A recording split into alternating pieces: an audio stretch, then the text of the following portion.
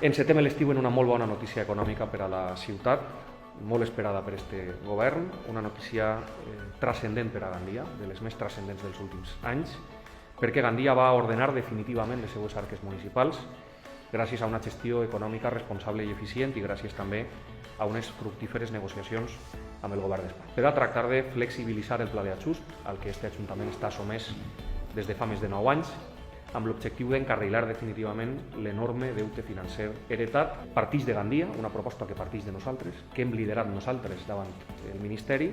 El que es pretén amb aquest acord és que les entitats locals garantisquen la seva sostenibilitat financera, fer possible el pagament del deute, que el pagament del deute siga compatible en serveis públics de qualitat i sobretot en invertir en Gandia. En definitiva, és una proposta, jo crec que realista, per a diferents ajuntaments d'Espanya. Som 13 els ajuntaments d'Espanya que ens anem a veure beneficiats per aquest acord. De quina manera ens beneficiem? En primer lloc, ordenem per a sempre les arques municipals de Gandia.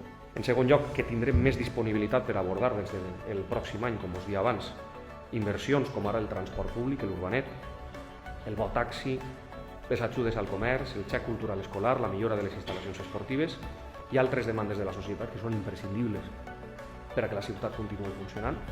I tercer, que anem a invertir en la ciutat i acompassarem esforços. Pagar el deute i seguir fent els deures sense ofegar l'economia. Nosaltres hem estat fent els deures cada dia, jo crec que amb molta rigorositat, amb molta solvència, amb seriositat i sobretot, i això és el primer agraïment que jo vull fer, amb l'esforç dels ciutadans de Gandia.